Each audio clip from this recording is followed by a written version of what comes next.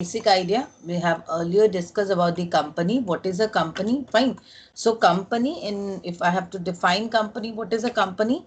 Company is a voluntary association of person formed for the purpose of carrying on some business, right? So this is the basic definition of business. Now, company means as per the company law, as per the section 3, I'm just defining company as per section 3 subsection 1 of the Companies Act. Companies is anything, company formed and registered under this act or an existing company. ठीक है, that means company act defines company as any company which is formed and registered, means anything. If any company is registered, is formed and registered under this act or an existing company as a company, means it has to get a registration as a company, so we will call it as company. Now the features of a company, I'm just writing in very brief about it. The features of the company. What are the features? We have earlier discussed. It is a voluntary association, right? We all know it is a voluntary association. I'm not describing in details again. Legal entity. Do I need to describe it again? No. Legal entity, then the formation. We understood that the formation, a company is a legal entity, so the formation will exist. It will be formed only as per the Companies Act, right? Then the another point is perpetual succession and common seat. Fine. Then limited liability concept is there. Limited liability. Transferability of shares. Transferability of shares. Then separation of ownership and management. Fine. This were the point that I have earlier discussed. So I am not discussing this point again. This is just for your revision purpose. Okay. Now, we also discussed the differences between partnership and a company. What are the basic differences? Right. Now, kinds of company. We were moving with the kinds of companies. So the different varieties of companies. So first is companies on the basis of formation. So let me give you this one.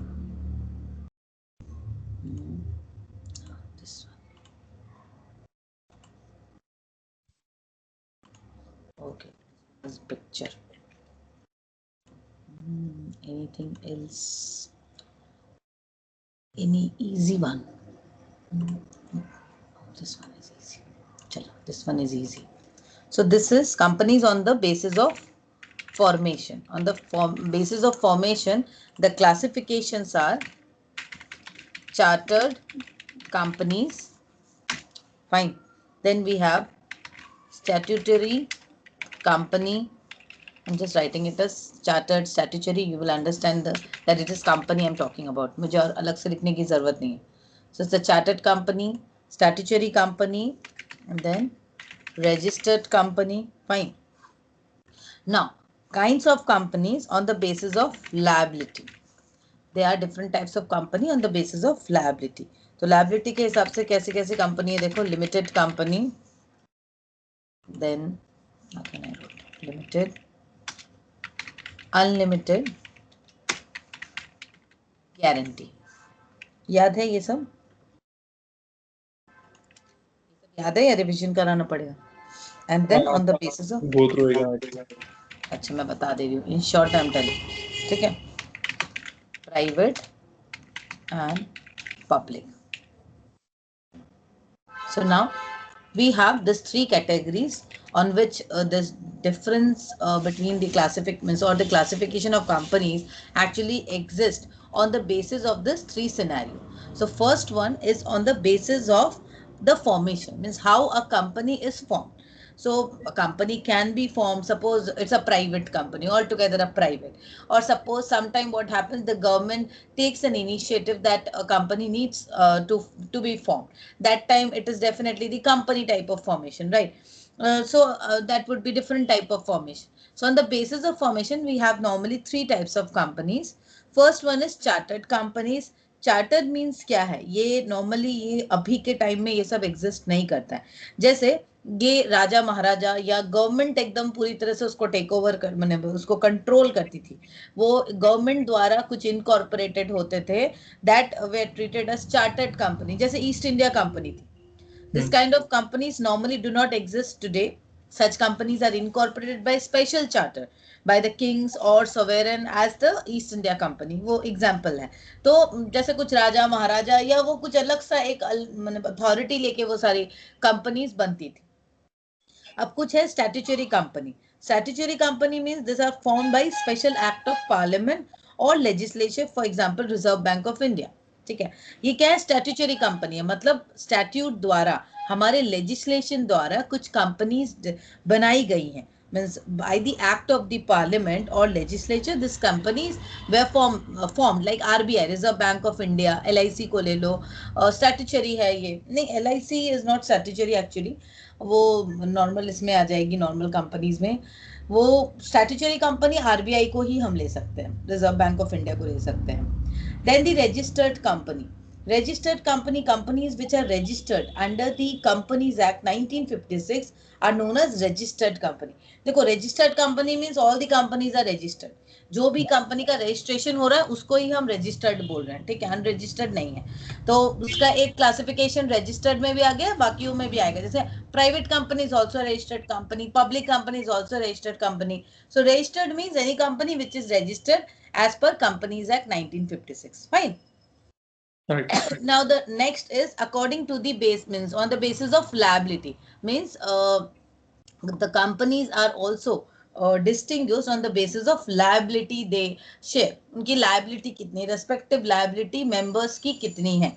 एक हो गई limited company. Limited company मतलब जिस company में जो members हैं there liability exist, और उनकी जो लायबिलिटी है that is limited to the extent of the amount they have invested. या जितना मेरा शेयर होल्डिंग है उतने मेरी लायबिलिटी लिमिटेड है, तो उसको हम लोग बोलते हैं limited company. In limited companies the liability of each member is limited to the extent of the face value of the shares owned by him.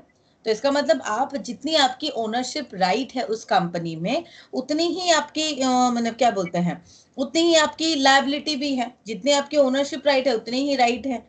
अगर आपने इन्वेस्ट किया 5,000 रुपए, तो आपका जो या तो प्रॉफिट होगी तो वो 5,000 रुपए के ऊपर मिलेगी, या अगर आपको लायबल हो, अगर कोई नुकसान होता है, डेट होता है, उधारी चुकता करनी है, व्हाटएवर, दैट टाइम आल्सो वो आपकी जो मतलब क्या बोलते हैं इन्वेस्टमेंट है या आपका जो प्रोपोर्शन है रेशियो का, उसके हिसाब से आपको लायबिलिटी शेयर करनी होगी. So it is called limited liability company. ठीक है. अब दूसरी कंपनी होती है जिसको हम लोग अनलिमिटेड लायबिलिटी बोलते हैं, अनलिमिटेड कंपनी बोलते हैं. Unlimited company is actually nothing but the partnership. Partnership registered under companies act, means large partnership जो होते हैं ना, जो रजिस्टर्ड होता है as per under companies act. The members have unlimited liability, that is their share of contribution and private property is liable in case of the company is being bound up. ये unlimited liability normally बड़े बड़े partnership companies में होती है. जो company, देखो partnership company का भी एक ये है, एक दायरा है, एक लिमिटेशन है. बट पार्टनरशिप भी बड़ी बड़ी पार्टनरशिप फॉर्म्स होती हैं which is registered under companies act. ठीक है. तो पार्टनरशिप में क्या प्रॉब्लम है? जैसे सोल प्रोप्राइटरशिप, अभी तो उसको 1% OPC हो गया, 1% कंपनी. उसमें क्या है सोल प्रोप्राइटरशिप में? जैसे मैं ही मेरा कंपनी हूँ, मैं हूँ और मेरी कंपनी, तो दोनों मैं ही हूँ. There is no separate legal status in the eye of law. ठीक है. सोल प्रोप्राइटरशिप में ऐसा है, मतलब I am liable to pay the entire debt, entire कुछ भी, तो मुझे अपने पर्सनल लायबिलिटी, पर्सनल मुझे अपने जब कंपनी अगर वाउंड अप होती है, in that case the proprietor needs to pay off from his own personal. But अगर आप एक प्राइवेट कंपनी या पब्लिक लिमिटेड कंपनी फॉर्मेशन करते हो तो उस केस में ऐसा नहीं होता. तो अनलिमिटेड यहाँ पे पार्टनरशिप कंपनी जैसा है, जो बड़ी सी पार्टनरशिप है, वहां पर भी क्या होता है, जब एक कंपनी बाउंड अप हो रही है, बंद हो रहा है, तो उस केस में उनके जो पर्सनल प्रॉपर्टीज हैं उसका जो शेयर है उसको भी उन लोग मैंने वाउंड अप के केस में लेना पड़ता है. तो अनलिमिटेड लायबिलिटीज होती है पार्टनर्स के यहाँ पर पार्टनरशिप में. Then the last one is the guarantee company. Guarantee company क्या है, मैंने जहां पर जो liability of the members is limited to the extent of the amount he has undertaken to contribute to the assets of the company in the event of winding up of the company. The amount of guarantee is limited by the sum specified in the memorandum. यहाँ पर क्या होता है, जो members हैं, members ने अपने एक गारंटी लेने का ये किया है कि मैं इस फंड की गारंटी ले रहा हूँ, अगर in case of winding up of the company और in case of any emergency company require some type of funding, then उनकी गारंटी स्पेसिफाइड है कि मेरी गारंटी इतनी है। तो initially they may not pay the amount, but उन्होंने guarantee का एक ये लिया है, मेमोरेंडम में लिखित रिटन एक फॉर्म में गारंटी लिया है। So that point of time they have to pay those guarantee amount, right. So guarantee एक टाइप ऑफ लायबिलिटी का ही एक फॉर्म है गारंटी, ठीक है। अब आ गया investment. So companies on the basis of investment. अब इसमें दो तरह की कंपनी है, private company and public company. ये तो हम बहुत ज्यादा जानते हैं प्राइवेट और पब्लिक के बारे में। प्राइवेट कंपनी कौन सी कंपनी है, देखो मैं पहले पब्लिक के बारे में बताती हूँ। Public company are those company which can simply resort to public for investment. Public company में पब्लिक का पैसा लग सकता है। पब्लिक कंपनी मार्केट में जा सकती है, अपने शेयर्स को, अपने ओनरशिप को बेच सकती है, ठीक है। And they can take capital, they can take the capital investment from the public itself. मतलब सिंपल सा फंडा है, पब्लिक कंपनी में ओपन मार्केट से इन्वेस्टमेंट होता है या पब्लिक इन्वेस्टमेंट करती है, उसको हम बोलते हैं पब्लिक कंपनी, ठीक है। बट प्राइवेट कंपनी में, यस, पब्लिक कंपनी में पब्लिक इन्वेस्टमेंट कर रही है, that is why it is said as public company. Where is in private company cannot go to public for investment. Private company को अपने privately shares को place करने होंगे, private placement of shares will take place and from there only they can accumulate the capital, sourcing of capital can be done privately only. Private company cannot go to public for investment. Private company में privately ही उनको पैसे की sourcing करनी होगी, right. ये तो normal concept है, मैंने इन्वेस्टमेंट के पॉइंट ऑफ व्यू से बताया। अब इसके अलावा भी there are different types of other features that restrict the private company as well as the public company. As per the Companies Act 2013, we have in the private company we can have maximum 200 members. It was there, means earlier it was 50, now it has been increased to 200 members, ठीक है। And the second thing is that means maximum number of person in a private company could be 200 only, ठीक है। And second thing, it prohibits an invitation to the public to subscribe for any shares or debenture. That means private company cannot invite shares from the public, right? And any company which is not a private company and any company which can go to the public for investment is public company. Fine. This is all about the different types of company.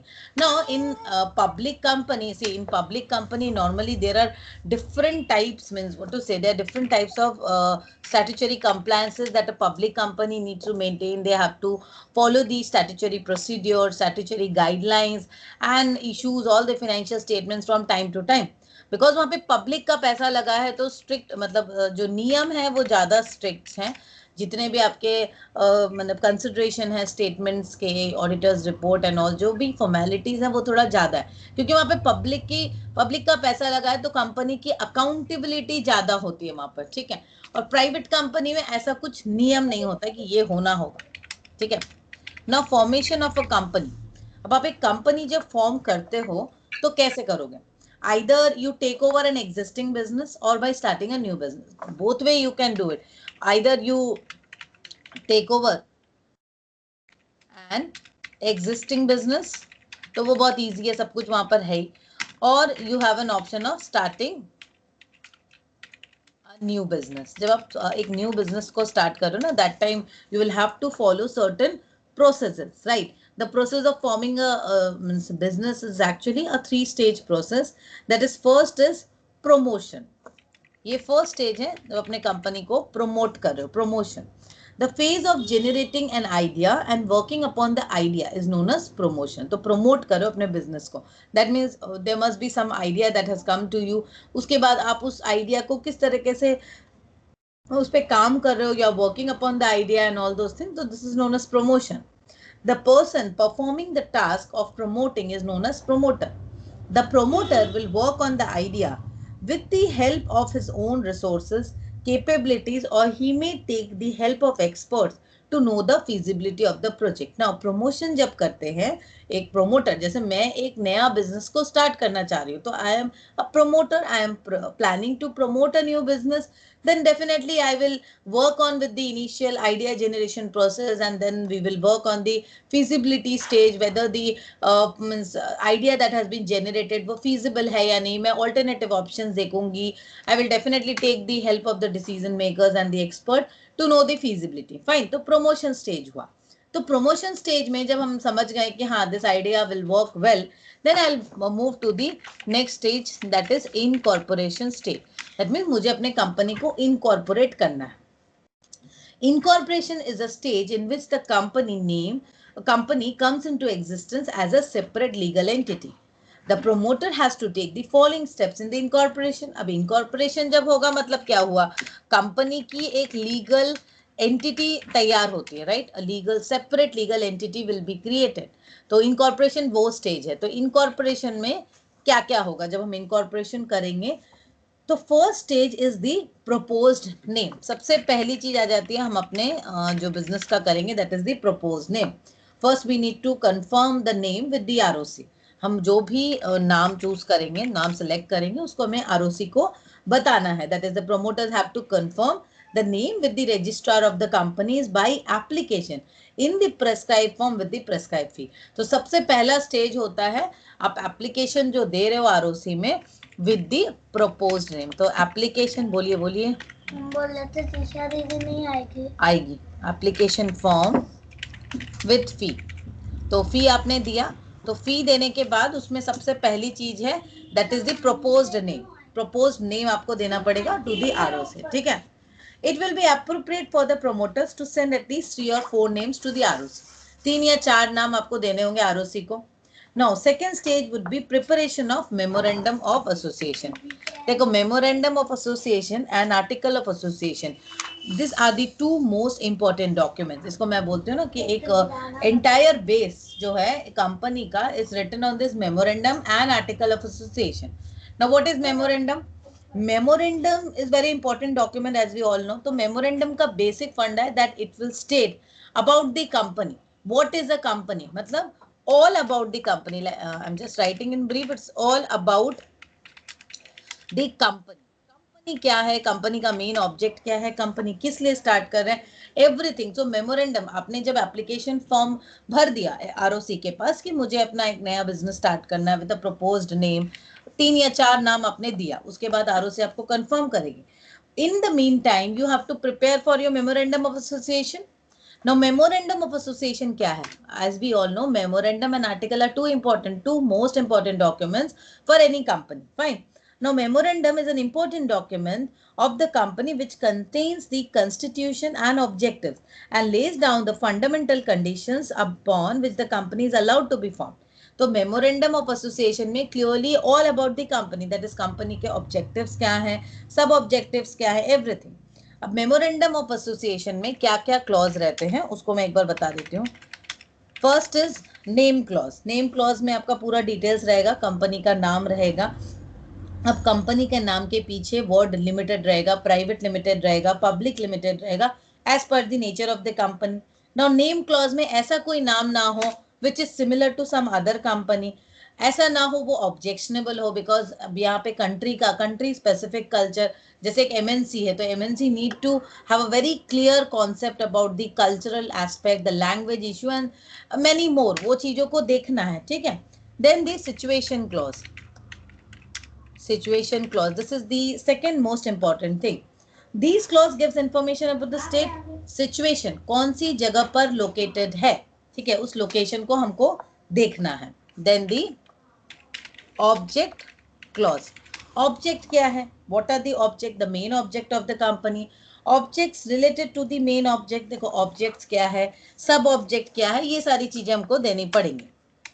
Then the liability clause. सीधी सी बात है, हमारा liability clause क्या है. Liability clause जैसे अभी हमने पढ़ा ना अबाउट द लायबिलिटी, कि व्हाट इज द लायबिलिटी, क्या मेंबर्स की कितनी लायबिलिटी रहेगी, whether it's a limited liability company, unlimited liability company, everything needs to be mention in the memorandum. Are you getting my point clearly? कहीं पे कोई issue है? I have some doubts in mark कर दिए. Which one? So this is true for any company which if you start, right? Yes, any company which is going to start.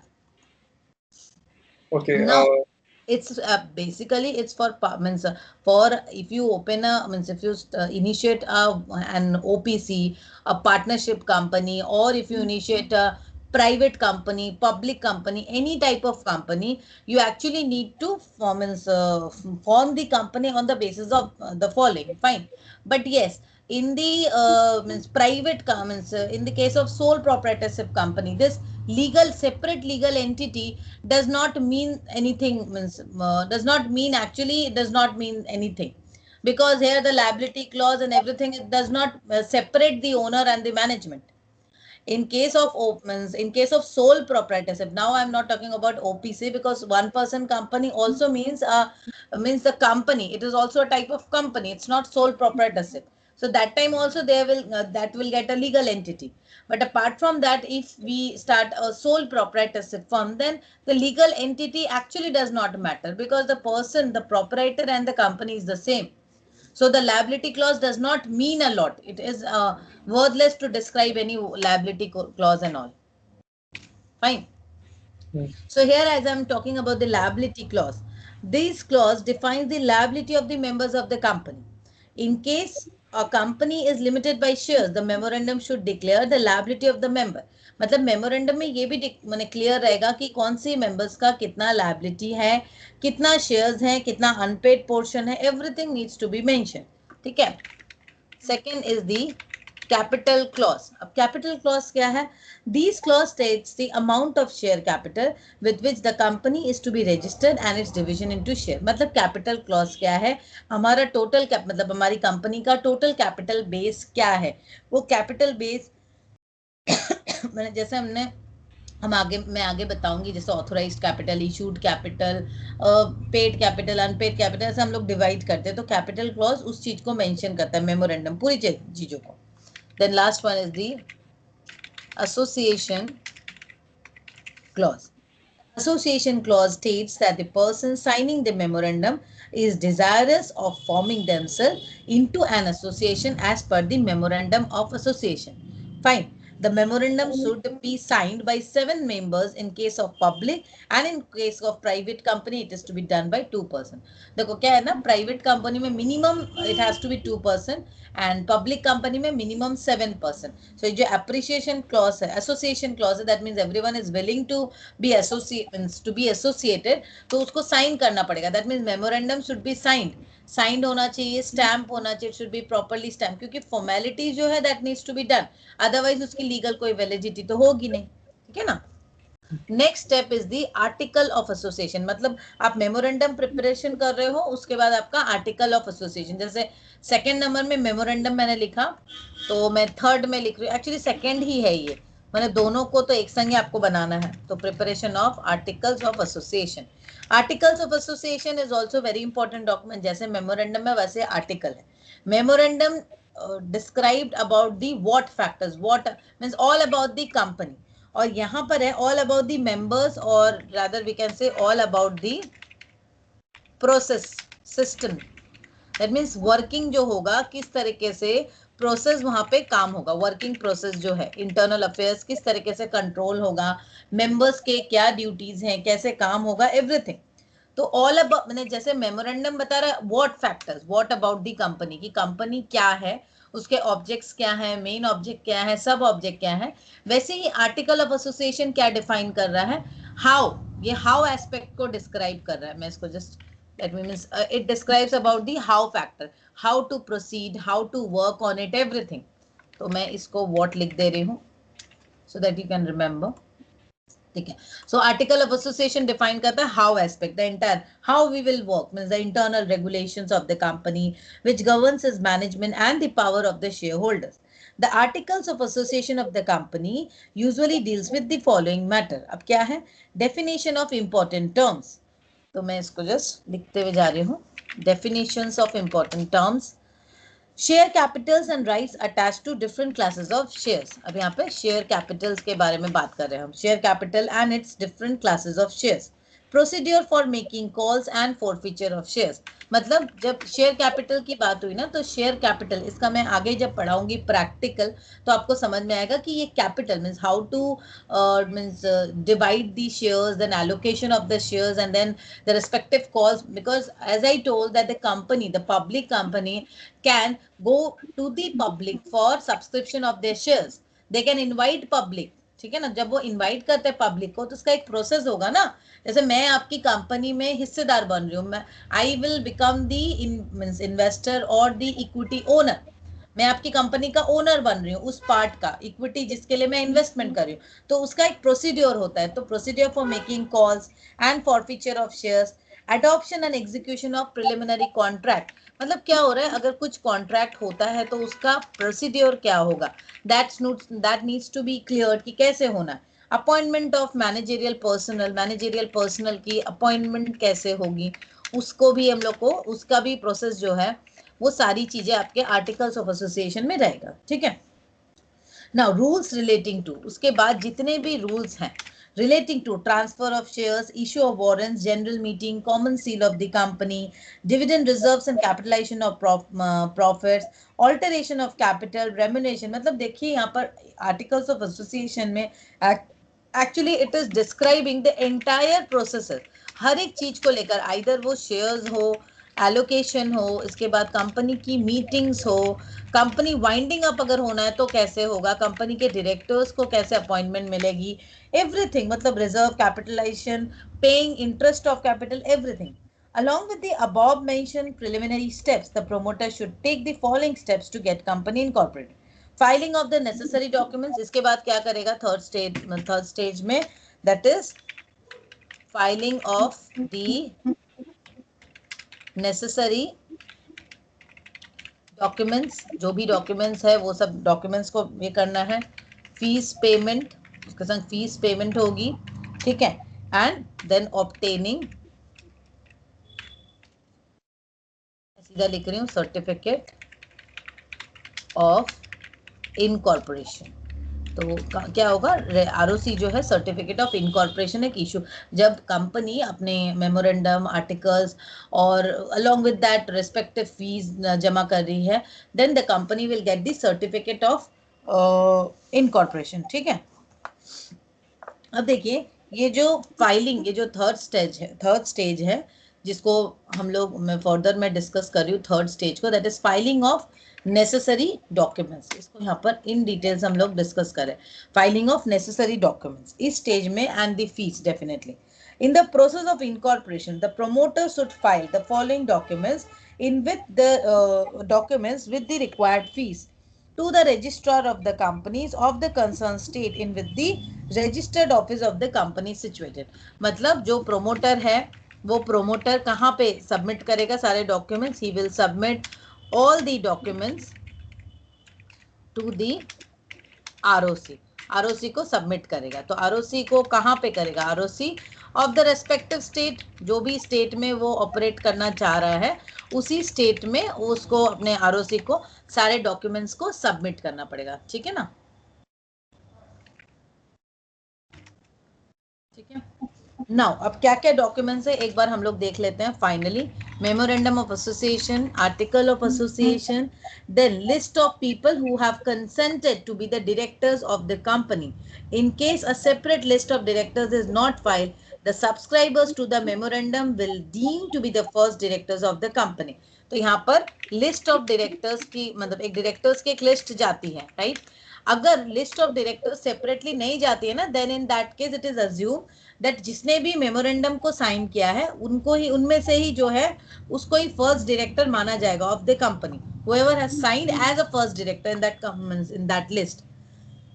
If the directors appointed by the articles are given in the prospectus, their written consent to act as a director and to take up qualification shares should be obtained। इसके बाद क्या है, अगर directors appointment हो रही है by the articles are given in the prospectus, अगर किसी का नाम, anyone name is written in the prospectus, prospectus में किसी का नाम लिखा हुआ है एज डायरेक्टर, ठीक है, then he also need to submit a consent, एक consent उसको देना पड़ेगा, and qualification क्वालिफिकेशन शेयर्स, वो डायरेक्टर्स का अगर उस कंपनी के नियम में ये लिखा हुआ है कि the director needs to take up the qualification share, तो उसको ये भी मेंशन करना पड़ेगा और उसको सबमिट करना पड़ेगा with in 30 days. What is the role of a director?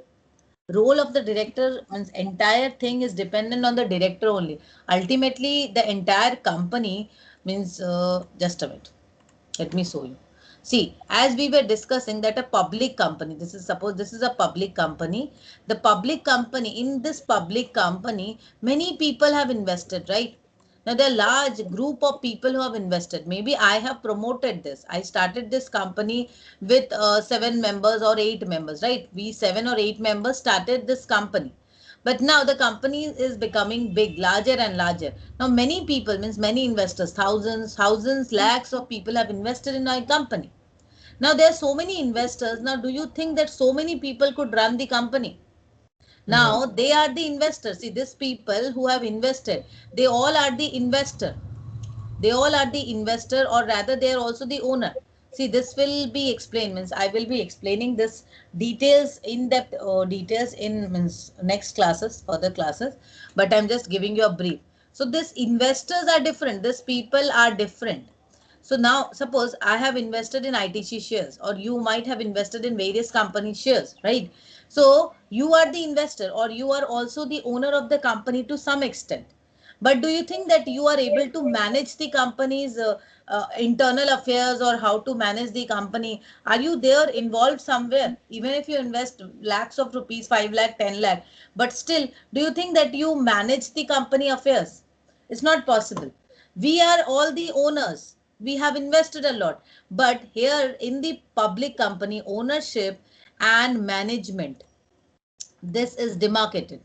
There is a difference. Ownership अलग है, management अलग है, right? तो management भी तो, there are board of directors, there are, means from that board of directors, one CEO, CMD or director is appointed, who will actually take care of the entire internal affairs of the company. He is ultimate responsible for managing the affairs of the company. See, there has to be any one person whom we will what to say, allocate all the responsibilities. It is not that I will keep on, means I will be giving responsibilities to many person.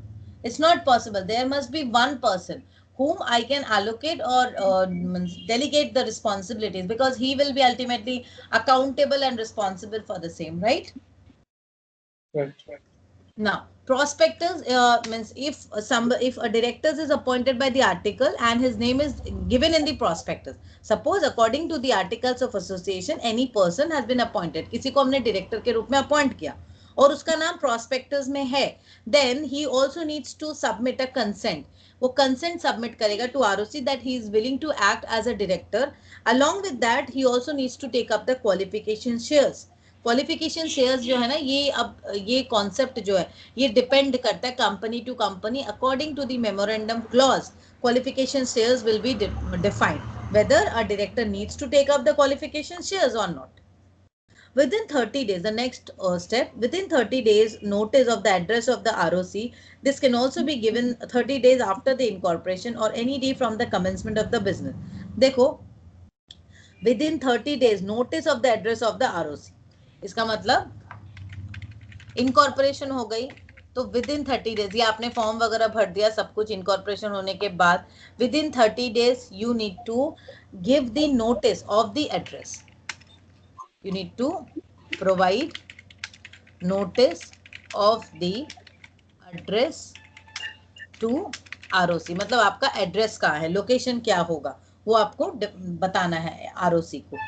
A declaration by any one of the following person that the legal requirements are complied with by any one of the following persons. अब last जो है a declaration. Declaration देना पड़ेगा. That declaration जो है by any of the following person.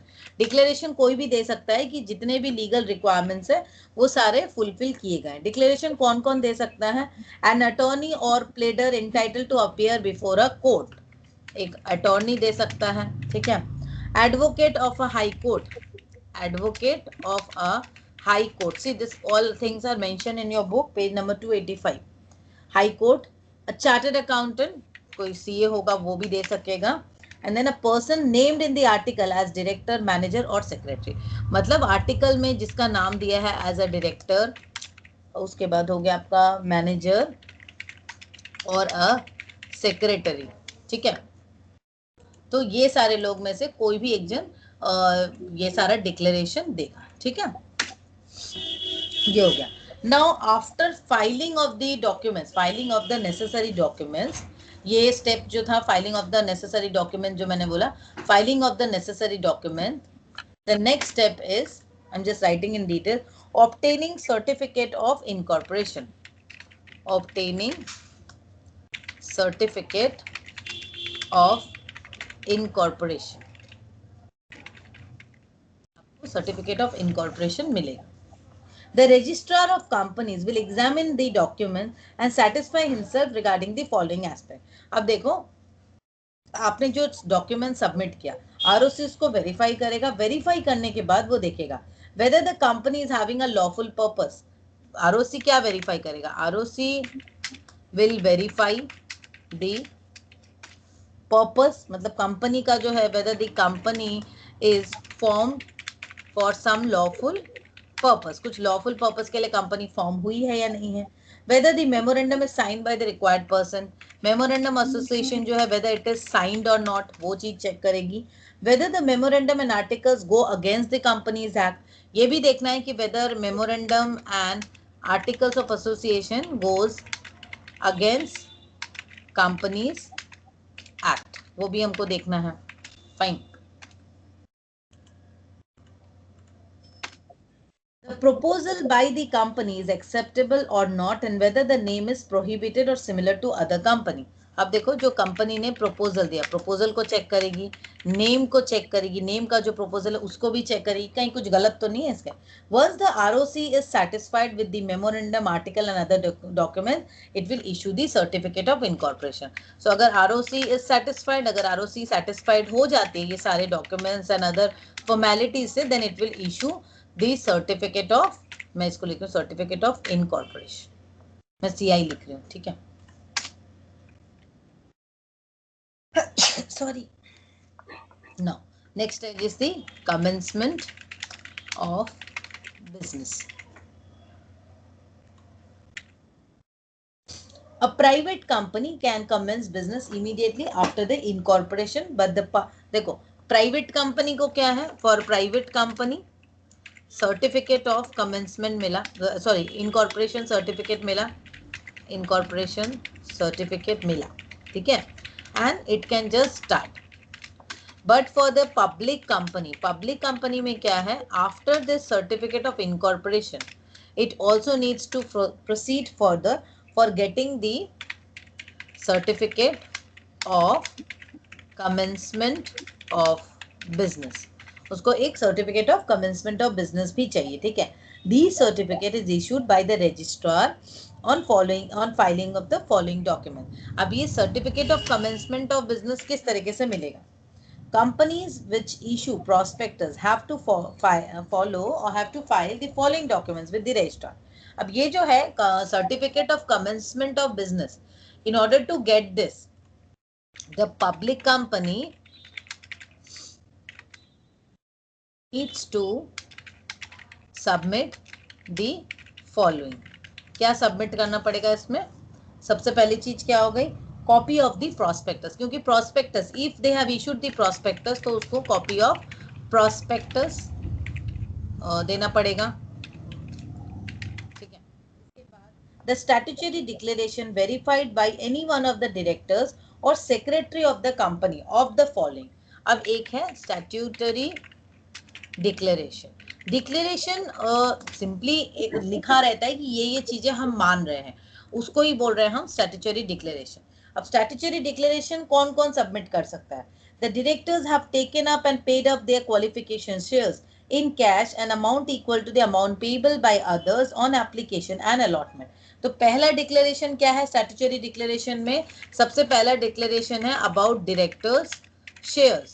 Directors ने shares के पैसे दे दिए हैं, मतलब क्वालिफिकेशन शेयर्स के बारे में, कि उन्होंने क्वालिफिकेशन शेयर्स जो है रेस्पेक्टिव क्वालिफिकेशन शेयर्स उसकी पेमेंट कर ली है, ठीक है। The shares payable in cash have been allotted to an equal amount, not less than the minimum subscription. इसका मतलब minimum subscription है already. Minimum subscription allotted. अब देखो ये जो मिनिमम सब्सक्रिप्शंस हैं एंड ऑल दोस फैक्टर्स, ये मैं आप लोग को जब पढ़ाऊंगी और आगे प्रैक्टिकल, तो वहां पे कैसे मिनिमम सब्सक्रिप्शन अलॉटमेंट होगी, अलॉटमेंट प्रोसेस वहां पे बताऊंगी, ठीक है। No money is liable to become refundable to applicants by reason of failure to apply or obtain permission for the shares or debentures to be dealt on a recognized stock exchange. मतलब ये भी है कि कोई भी amount refundable नहीं है, ऐसा कुछ नहीं है, ऐसा ये सारे डिक्लेरेशन हमको देने पड़ेंगे। Companies which do not issue prospectus must file the, अब देखो ये है पब्लिक कंपनी में भी कंपनी विच इशूड प्रोस्पेक्टस, उसके लिए ये डॉक्यूमेंट्स था, ठीक है। अब there can be another company जो डॉक्यूमेंट जो प्रोस्पेक्टस इशू नहीं कर रही है, उस केस में क्या होगा। Company which does not issue prospectus, उनका क्या होगा। Statement, the companies which do not issue prospectus must file the following documents. अब क्या डॉक्यूमेंट्स है, statement in lieu of prospectus, एक statement, declaration duly signed by one of the directors or secretary of the company stating that the directors have taken up and paid their qualification shares in cash। मतलब again एक declaration देना पड़ेगा, यहाँ पर भी declaration देगा regarding directors qualification shares उसको, क्योंकि प्रोस्पेक्टस में रहने से क्या वहाँ पे सारी चीजें मेंशन रहती है regarding shares and all, but अगर प्रोस्पेक्टस इशू नहीं हुआ देन इन दैट केस एक डिक्लेरेशन देने से हो जाएगा, ठीक है। ये था about the commencement of business के लिए। अब नेक्स्ट जो है preparation of the prospectus, preparation of the prospectus. Prospectus हम लोग को समझ में आ गया प्रोस्पेक्टस क्या है। Actually prospectus is also an important documents. Prospectus मतलब क्या हुआ, definitely it is a document. अब ये डॉक्यूमेंट किस चीज के लिए है, डॉक्यूमेंट है to invite the prospective investors. जैसे मैं अपने प्रोस्पेक्टिव क्लाइंट्स को कुछ दिखाऊंगी ना, तभी तो वो इन्वेस्टमेंट करेंगे मेरी कंपनी में। वैसे ही प्रोस्पेक्टस है एन इम्पॉर्टेंट डॉक्यूमेंट जो मैं दिखा रही हूँ, मैं प्रोस्पेक्टिव अपने इन्वेस्टर्स को दिखा रही हूँ to invest in my company. So documents to be shown, मैं लिख रही हूँ shown to our prospective investors and clients, ठीक है, उनके लिए है। Now, a private company can issue a prospectus only for inviting deposits from public। देखो प्राइवेट कंपनी जो है वो इशू कब कर सकती है, private company can issue prospectus only for investing deposits from public, माने only for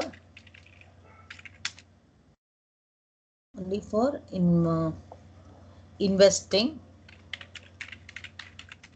deposits from public। मतलब यहाँ पर भी पब्लिक प्राइवेट कंपनी भी प्रोस्पेक्टस इशू करती है, बट उस केस में क्या होता है, सिर्फ पब्लिक वहां पर एक इन्वेस्टमेंट मतलब ओनली फॉर इन्वेस्टिंग डिपॉजिट, मतलब छोटे छोटे ये जो चिट फंड्स होते हैं या जो छोटे छोटे इतने सारे मनी मेकिंग जो कंपनीज हैं जहाँ पे हम पैसे इन्वेस्टमेंट करते हैं छोटे छोटे, तो वो क्या है एक्चुअली क्या करती है, वो डिपॉजिट्स अपने छोटे छोटे डिपॉजिट्स इन्वेस्ट करती हैं। A public company need not issue a prospectus if its promoters are confident of obtaining the required capital from their sources. But in case the public company intends to raise the capital from the public, then it should issue prospectus। अब देखो public company तो सीधी बात है, public company अगर market में sourcing करना चाह रही है, पब्लिक कंपनी की बात कर रहे हैं, then it can raise, मतलब if it want to raise capital from the public, then it needs to issue the prospectus, right? The prospectus, अब जब हम prospectus issue कर रहे हैं, it should contain matters specified in the Companies Act, giving information about the past history। क्या क्या information रहेगी, past history रहेगी of the company,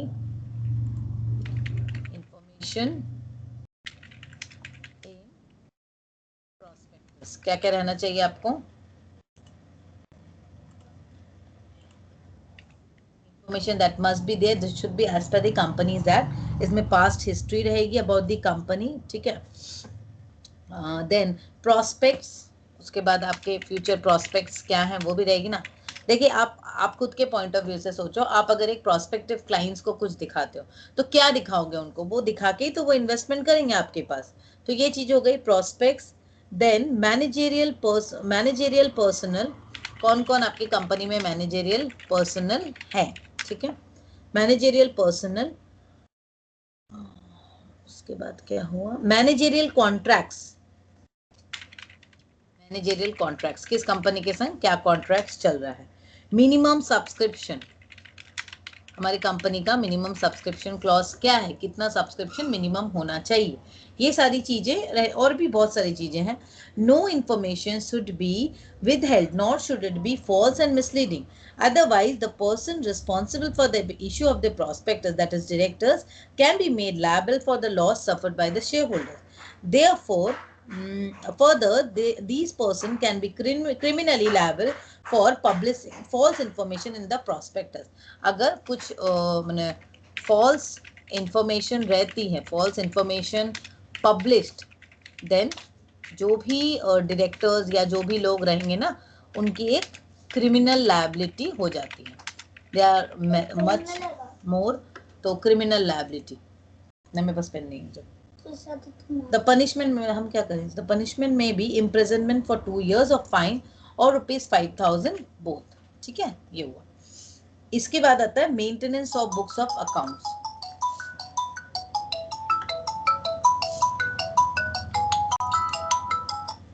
आफिया एक क्लास चलिए, 5-10 मिनट बाद फोन करूं आपको? हाँ चलो चलो। Final is maintenance of books of accounts.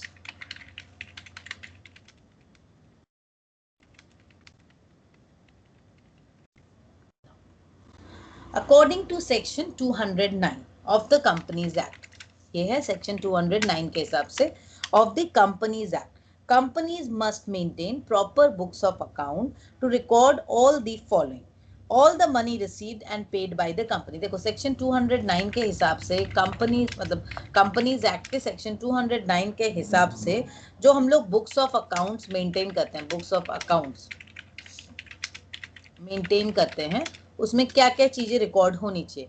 All the money received and paid by the company and the transaction in which the receipt and expenditure takes place. On matters of sales and purchase of goods made by the company, on matters of assets and liabilities, if the company is engaged in production, processing, manufacturing or mining activities, such details of cost as may be prescribed by the central government, ठीक है। अब आ गया statutory books, maintenance of books of accounts हमने देखा, तो this is as per the law we have to do this statutory books. हम लोग आ जाते हैं स्टैट्यूटरी बुक्स में। क्या क्या स्टैट्यूटरी बुक्स है? Statutory books are those books which a limited company under statutory obligation has to maintain in its registered office. तो as per statutory compulsion, ये रजिस्टर्ड ऑफिस में, अपने कंपनी के रजिस्टर्ड ऑफिस में ये सारे बुक्स को आपको मेंटेन करने की जरूरत है in order to safeguard the interest of the creditors and shareholder. Simple सी बात है, this books, statutory books needs to be maintain in the registered office, right? Why? Simple, the object is to safeguard the interest of the creditors and shareholders, जो भी shareholders हैं या creditors हैं उनके लिए, right? The following is the list of books to be maintained. अभी books of जो books हैं वो क्या क्या हैं? List of books. First is register of investment, register of investments, register of FDs, fix deposits, register of mortgage charges, मतलब कितना आपने मॉर्गेज लोन वगैरह लिया है, क्या क्या चीज़ें मॉर्गेज में है, register of members, then index of members where the number is more than 50, ठीक है। जो भी 50 के अबव हैं लोग, उनका डिटेल्स रखना है। यहाँ पर अभी 200 के अबव होगा।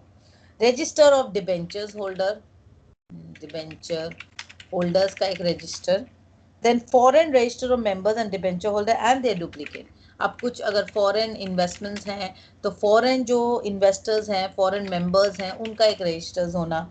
Book containing minutes of the proceeding, मतलब कंपनी की मिनट्स, मतलब क्या, जो भी मीटिंग हुई है उसके जो एकदम मैंने क्या बोलते हैं, समराइज जो रिपोर्ट होती है उसको बोलते हैं मिनट्स।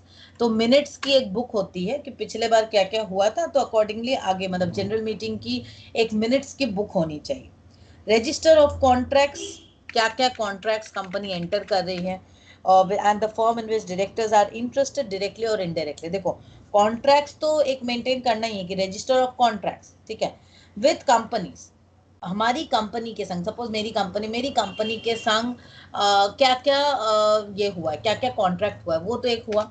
सेकेंड, मेरी कंपनी में जो डायरेक्टर्स हैं वो अगर किसी और कंपनी में, किसी होल्डिंग या सब्सिडरी कंपनी में आइदर डायरेक्टली और इनडायरेक्टली इन्वॉल्व है, तो उसका भी डिटेल्स हमको रखना, ठीक है। Register of directors and share holding, ये दोनों भी हमको रखना है, ठीक है। Registers of directors and share holding, register of loans, guarantees to investment in shares and debenture of the company in the same group and the same management। आपने अगर सपोज आपकी कंपनी ने किसी अपने ही क्या बोलते हैं सब्सिडरी को लोन दे रखा है, उसका भी मेंटेन करना है। आपने अगर किसी की गारंटी लेके रखी है किसी कंपनी की, वो भी देखना है। Registered of renewed and duplicate certificate, कोई सर्टिफिकेट, बहुत सारे सर्टिफिकेट्स होते हैं, उसका details. Copy of early instrument creating any charge requiring registration, कोई भी इंस्ट्रूमेंट जिसमें रजिस्ट्रेशन की ज़रूरत है, एनी सॉर्ट ऑफ इंस्ट्रूमेंट जिसमें रजिस्ट्रेशन की ज़रूरत है। Copy of every instrument creating any charge requiring registration, वो सारी चीज़ें आपको मेंटेन करनी होंगी, ठीक है। This was all about the introduction. अभी तक हमने जस्ट बेसिक इंट्रोडक्शन पढ़ा about the company. Then we will understand the accounting aspect कि शेयर्स के अकाउंटिंग कैसे करनी है। Fine, so I am just revising, एक बार मैं ब्रीफ में बता दे रही हूँ। According to section 3 subsection 1 of the companies act, अगर हम पढ़ते हैं, a company formed and registered under this act on existing company is called company. Company का हमने डिवीजन कैसे किया था, on the basis of formation, liability and investment, ठीक है। अब ये जो प्रोसेस है, प्रोसेस ऑफ फॉर्मेशन का ऑफ द कंपनी, इसको हमने 3 फेज में डिवाइड किया था, प्रमोशन, इनकॉर्पोरेशन एंड कमेंसमेंट। तो प्रमोशन वाला फेज तो यही है हमारा, जहाँ पे हम promotion, this is the first stage, आप आइडिया प्रमोट करें on all those thing. Second stage is incorporation and third stage जो हमारा कमेंसमेंट ऑफ बिजनेस। कमेंसमेंट में हमने देखा कि आपको मैंने इशू करना, means once you get the incorporation certificate you can commence your business. अब एक पब्लिक कंपनी में apart from incorporation certificate you also need certificate of commencement, ठीक है। So this was all about today's class.